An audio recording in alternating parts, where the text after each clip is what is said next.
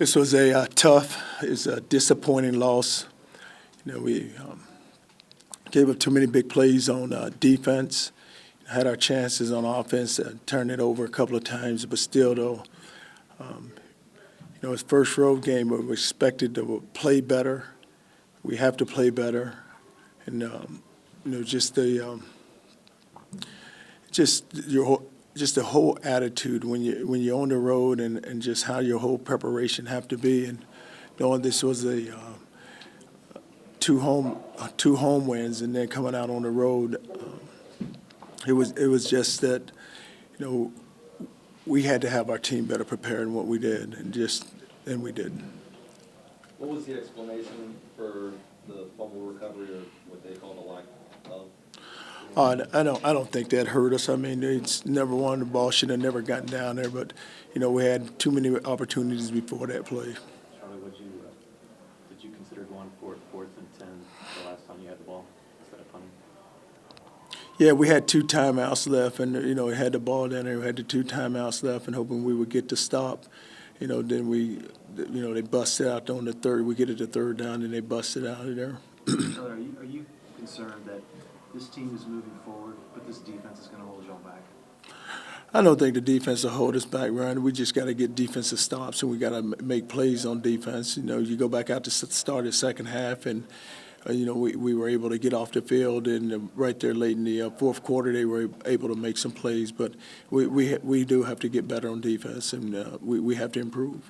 It seemed like y'all were playing, off their receivers. Just talk about the game plan defensively going in.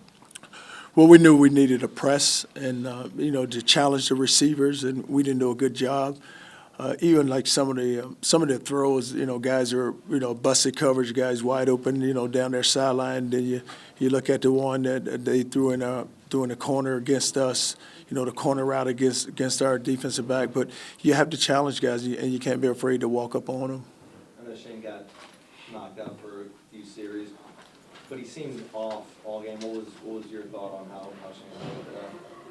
No, he was able to bounce back, and it wasn't so much he was off. They made a few breaks on the ball, but it wasn't so we were able to run the football, so that helped Shane out a lot. But I didn't think he was off. It was just that he went down there early, but he was able to bounce back.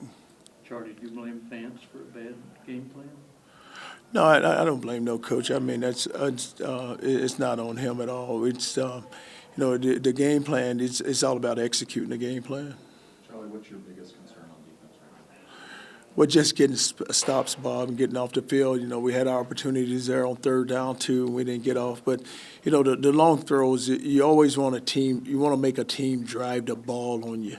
You don't want to give them a chance to throw the ball up over your head, and that's what they were able to do, is throw the ball overhead instead of us, going out, getting the stops and just making them. If they're going to grind it out, make them grind it out for 14 to 15 plays. At least time's ran off the clock. But when they can strike you the way they were able to do today, then you're going to have those issues. Did it look like to you that most of the big pass plays were coverage busts? Well, the one on the one sideline, on the far sideline, was a bust. But every time, the first touchdown, PJ has, we get beat on the corner route, then we get beat on another corner route. But it wasn't so much, where he just had the one coverage bust down the far sideline. Just the one with Sherrod, where he let Hanson go? Yeah, it was Sherrod. He broke on the ball, and he thought he was going to be thrown to the inside receiver, and he broke up, and Hanson right behind him. What do you say to your team after this, when they're riding so high after the first 2 weeks, and maybe a little shot of reality after a loss? Well, our conference begins here in a couple of weeks, and now the thing we have to do is go back to work. We have to improve. We have to get better. So it's time to go back to work and get ready for our conference play. What was the explanation the refs gave you on the non-fumble recovery? They said that they had blown the whistle. They thought it was a touchdown, Right. so they blew the whistle. So that meant that the ball was dead Before Haynes picked it up. before Haynes picked it up. Right. That Said it was a you saw delay. I didn't. I just said I didn't think that's. But that wasn't a play that got us. The ball's home dead in the end zone. Is it a touchback, or I guess it's not? Well, that's what I told the guy. I said, you just got to explain it to me, because I just said the ball was dropped, so it's a fumble, so. But is there a rule about a certain time elapsing? I mean, the ball can't be just dead out there on a live play. But he said it was a time lapse, so. Okay. Charlie, should Vance have brought more pressure early in this game? Well, we did the second half. We were able to bring the pressure, and when we went back to our package with Hager and Roach both on the field, because those two guys can get pressure on the quarterback, so we were able to bring the pressure then. But, even early in the game, we had some pressure called, and they were able to, he got away from it and then just made the throws, because, some of those throws that he made were, he put the ball in a good place and it was able to make them. The question has to be asked of Charlie, what is your confidence level in Vance going forward? Because you demoted Sean for far less, it seems. I know, we just got to, Brandon, it's no need in pointing fingers right now. I mean, we still have a lot of work to do, and good thing about it is next week we're off, but we're going to take this film and look at it, and we're going to make changes and make adjustments and do what we need to do so that we can play better. I mean, we should be able to play better, and there's no need that we're not playing better. Are you scared this can be demoralizing for your players after 2 good wins? No, I don't think it will. You see how far we've come and see how much work that we put into it, and wanted better results. And so I told him, said that, but there's so many opportunities, and you can't give away an opportunity, and you can't waste it. Were they looking at Shane's, it looked like Shane hit his head on that play, they were looking at his head or his chest? On which play was it? When they got? When he got hurt? Oh, no, he got hit in the side. Yeah.